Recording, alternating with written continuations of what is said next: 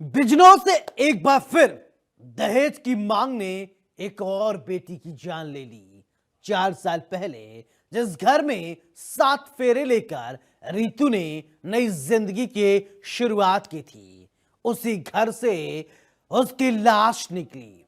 मायके वालों का आरोप है कि ससुराल वालों ने दहेज की खातिर रितु का गला घोट दिया। पुलिस ने शव को पोस्टमार्टम के लिए भेज दिया है और जांच में जुट गई है। दहेज की आग ने राख कर दी एक और बेटी की जिंदगी।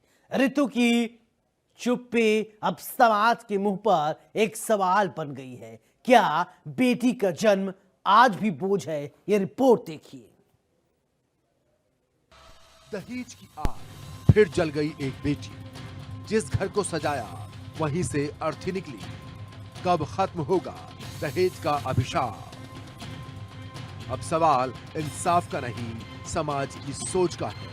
यूपी के बिजनौर जिले के कोतवाली शहर क्षेत्र के साकेत कॉलोनी में उस वक्त हड़कंप मच गया जब 26 साल की रितु की लाश उसके कमरे से बरामद हुई।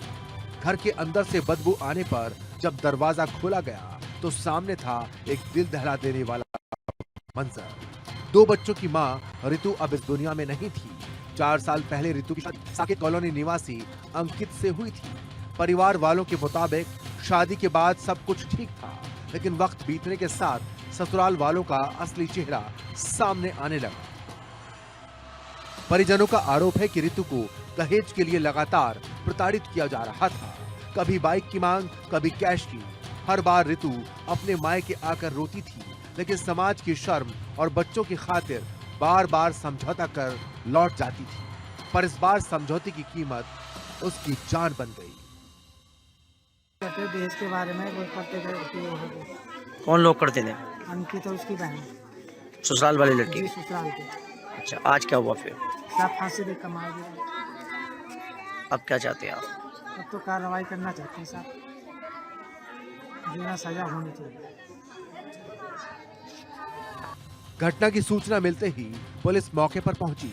शव को कब्जे में लेकर पंचनामा भरा गया और पोस्टमार्टम के लिए भेज दिया। फिलहाल ससुराल पक्ष के लोग घर छोड़कर फरार बताए जा रहे हैं। पुलिस ने मृतका के पिता की तहरीर पर मामला दर्ज कर लिया है। आज दिनांक 4 नवंबर 2025 को सुबह 8 बजे तेजपाल पुत्र श्री वर्मा निवासी ग्राम रहमापुर, थाना बड़ापुर, थाना कोतवाली शहर पर आए और उनके द्वारा यह तहरीर दी गई कि उनकी पुत्री, जिनकी उम्र तकरीबन 28 वर्ष है, जिनकी शादी तकरीबन 4 वर्ष पूर्व हुई थी, उसके ससुराल पक्ष द्वारा गला घोटकर हत्या कर दी गई है। ससुराल पक्ष साकेत कॉलोनी, थाना कोतवाली शहर में रहता है। सूचना पाते ही मेरे द्वारा फॉरेंसिक टीम के साथ घटना का निरीक्षण किया गया। शव को कब्जे में लेकर पंचायतनामा व पोस्टमार्टम की अग्रिम विधिक कार्रवाई की जा रही है। मौके पर लॉ एंड ऑर्डर की कोई समस्या नहीं है। पुलिस की जांच जारी है, लेकिन परिवार का दर्द शब्दों में बयान नहीं किया जा सकता। 4 साल की शादी, 2 छोटे बच्चे और एक बर्बाद होती जिंदगी। रितु की मौत ने फिर से समाज के उस काले चेहरे को उजागर कर दिया है, जहां बेटी को अब भी दहेज की कीमत पर तौला जाता है। आज बिजनौर में उस समय हड़कंप मच गया जब एक दहेज के लालचू ने अपनी बहू को गला दबाकर मौत के घाट उतार दिया। मैं आपको बता दूं, पूरा मामला थाना कोतवाली शहर के साकेत कॉलोनी का है, जहां पर रितु नाम की महिला, जो ग्राम रहमापुर, थाना बड़ापुर क्षेत्र की, जिसकी शादी 4 साल पहले अंकित से, थाना कोतवाली शहर जो साकेत कॉलोनी का रहने वाला, उसके साथ हुई थी। रितु की जब से शादी हुई थी तब से उसका पति और उसके परिजन आए दिन उससे दहेज की मांग करते थे और दहेज न मिलने के कारण उसके साथ आए दिन मारपीट भी करते थे। आज वो मारपीट हत्या में बदल गई। मैं आपको बता दूं, रितु के 2 छोटे छोटे मासूम बच्चे भी हैं। वहीं मौके पर पुलिस पहुंचती है और सबको कब्जे में लेकर पोस्टमार्टम के लिए भेज देती है। वहीं मृतका के परिजनों ने ससुराल पक्ष के लोगों पर और उसके पति पर हत्या का मुकदमा दर्ज कराने की मांग की है। वहीं पुलिस ने परिजनों की तहरीर के आधार पर मुकदमा दर्ज कर कार्रवाई शुरू कर दी है।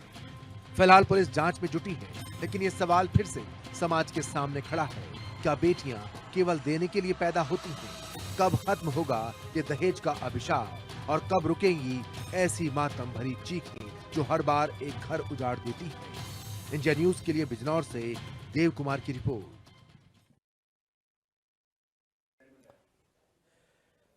कानपुर में एक लिव इन रिलेशनशिप का अंत खूनी हो गया।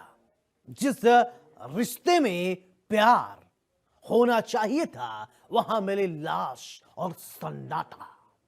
2 दिन पहले कमरे में बंद पड़ा शव तब मिला जब बदबू पूरे मोहल्ले में फैल गई। पुलिस ने जब दरवाजा तोड़ा तो सामने जो मंजर था उसने सबको हिलाकर रख दिया। आइए देखते हैं दर्दनाक कहानी जिसे प्यार के नाम पर झूठ और गुनाह ने निगल लिया।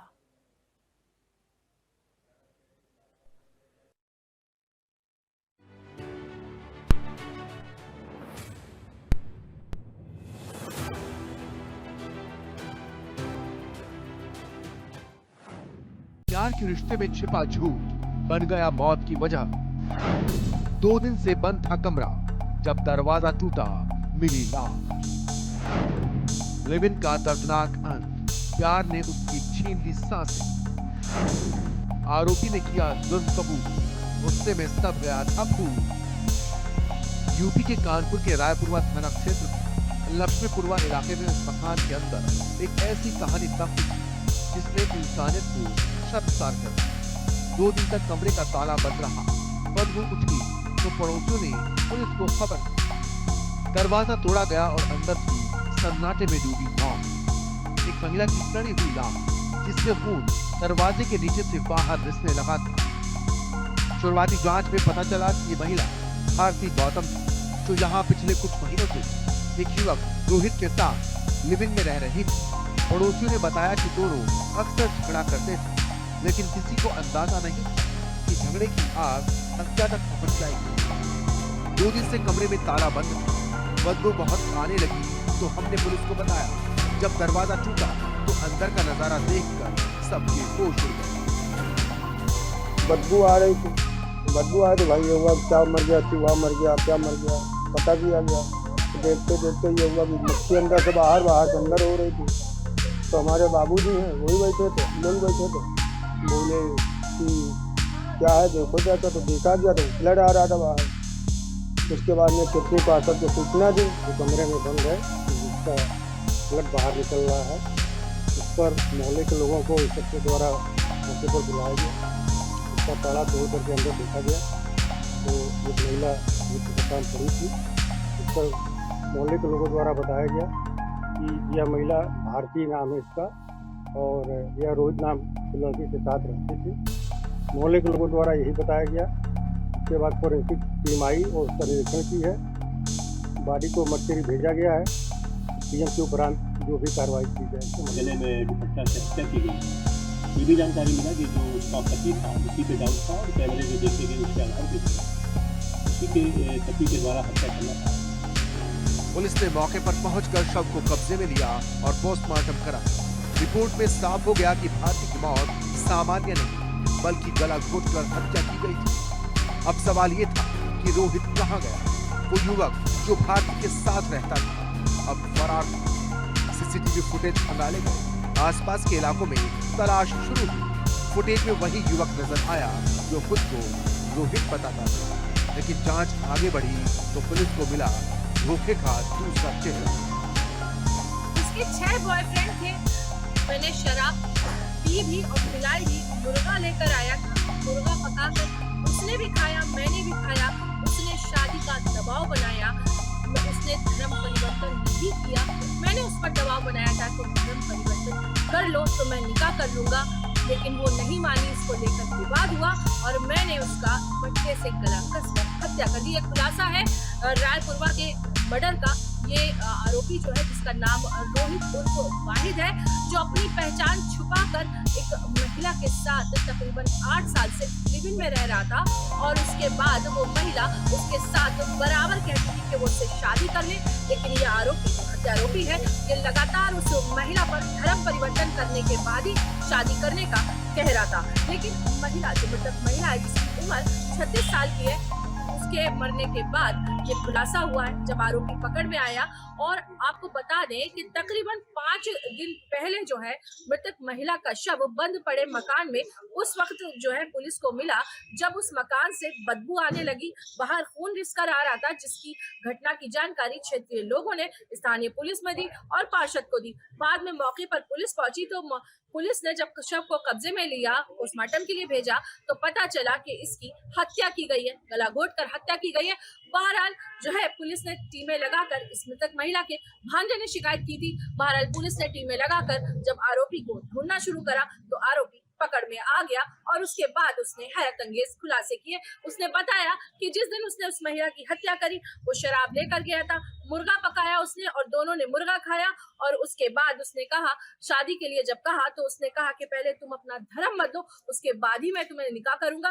हालांकि महिला, जो मृतक महिला है, उसने कहा कि तुमने पहचान छुपाकर मुझसे संबंध बनाए हैं। इसी पर लेकर दोनों में विवाद हुआ और उसने हत्या कर दी। बहरहाल कानपुर में ये मामला, सनसनीखेज मामला जो है सामने आया और इसका खुलासा हो चुका है और हत्यारोपी अब सलाखों के पीछे है। पुलिस ने मृतका के भाई की तहरीर पर केस दर्ज किया और रोहित की तलाश तेज की। जब आरोपी को हिरासत में लिया गया तो चौंकाने वाला सच सामने आया। रोहित दरअसल रोहित नहीं बल्कि वाहिद था। पिता का नाम मोहम्मद हबीब और पहचान पूरी तरह झूठी। इतना ही नहीं, जांच में पता चला कि वाहिद ने भारती से अपनी असली पहचान छिपाई थी। दोनों का रिश्ता कुछ महीने पहले सोशल मीडिया पर शुरू हुआ था। प्यार के वादों और भरोसे के बीच एक ऐसा झूठ बुना गया जो आखिरकार जानलेवा साबित हुआ। डीसीपी सेंट्रल श्रवण कुमार सिंह ने खुलासा किया, आरोपी ने अपना जुर्म कबूल कर लिया है। वाहिद ने गुस्से में भारती को दुपट्टे से गला कसकर उसकी हत्या की थी। वहीं मोहब्बत के इस रिश्ते में ना भरोसा बचा ना इंसानियत। जिसे प्यार समझा गया वो छल निकला, जिसे अपना समझा गया उसने ही मौत दे दी। लेकिन ये मामला सिर्फ एक हत्या नहीं बल्कि समाज को छोड़ देने वाली चेतावनी कि झूठ के सहारे बनाए रिश्ते आखिरकार विनाश ही देते हैं। विपिन का ये रिश्ता अब सबक बन गया है, एक ऐसी महिला के लिए जो प्यार में यकीन करती थी और एक ऐसी युवक के लिए जो झूठ में जीता था। मोहब्बत जब नकाब पहन लेती है तो अंजाम हमेशा खौफनाक होता है। कानपुर से इंडिया न्यूज के लिए सेवा खान की रिपोर्ट।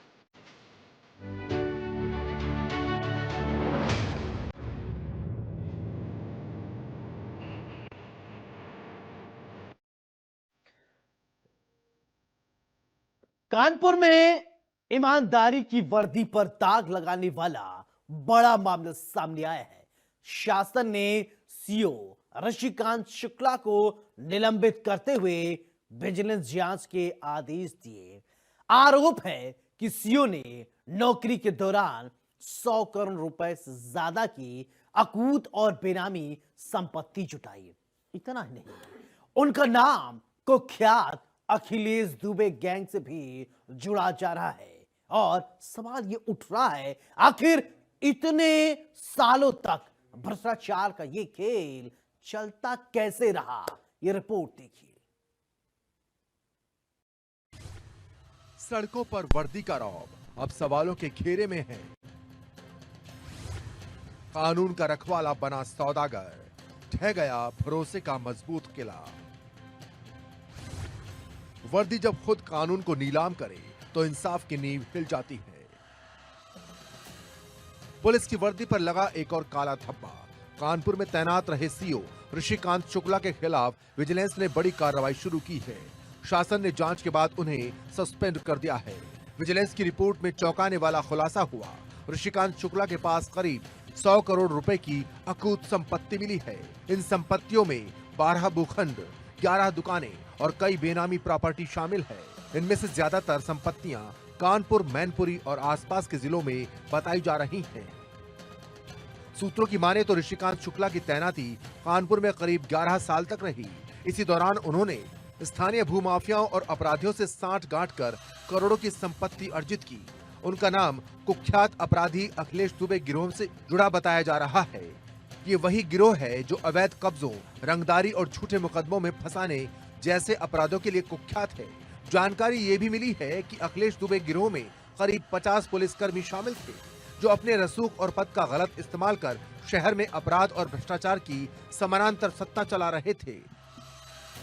शासन से एक आदेश आया जिसमें ऋषिकांत शुक्ला के खिलाफ विजिलेंस जांच के ऑर्डर्स किए गए हैं। तत्पश्चात ये भी ज्ञात हुआ कि उनको निलंबित कर दिया गया है और जो उनके आरोप हैं वो यहाँ पर नियुक्ति के दौरान 10 साल की करीब नियुक्ति यहाँ रही, विभिन्न पदों पे वो रहे और उसके दौरान आय से अधिक संपत्ति बनाने का उन पर आरोप लगा है, जिसकी रिकमेंडेशन SIT के जांच के बाद CP सर के माध्यम से DGP सर को गई थी। उसी के क्रम में ये कार्रवाई हुई। जांच एजेंसियों को जो दस्तावेज संपत्ति के ब्यौरे मिले हैं उनसे साबित होता है कि CO ऋषिकांत शुक्ला ने अपने पद का दुरुपयोग करते हुए सरकारी जमीनों पर कब्जे करवाए और अवैध संपत्ति खड़ी की। विजिलेंस टीम अब इन सभी संपत्तियों का भौतिक सत्यापन करा रही है। कई भूखंडों और दुकानों के दस्तावेज किसी और के नाम पर हैं, लेकिन जांच में मालिकाना हक ऋषिकांत शुक्ला और उनके परिजनों से जुड़ता पाया गया है।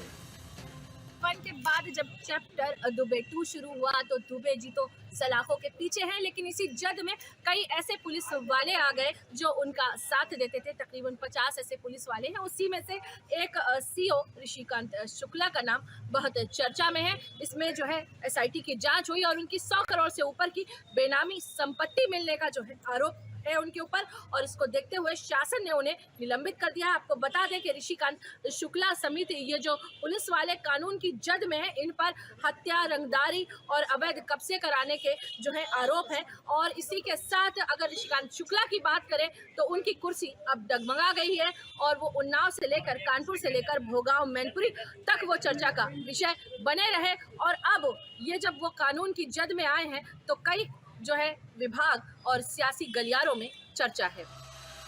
कहते हैं कि जब भ्रष्टाचार का जाल बुनने वाला खुद कानून का रखवाला हो तो उस जाल को काटना सबसे मुश्किल हो जाता है और कानपुर में अब वैसा ही हो रहा है। इतना ही नहीं, शासन ने इस मामले में पहले से ही 4 इंस्पेक्टर और 2 सब इंस्पेक्टर को निलंबित कर दिया था, जिन पर आरोप था कि वो इस नेटवर्क का हिस्सा थे। अब जांच का दायरा और बढ़ने की संभावना है।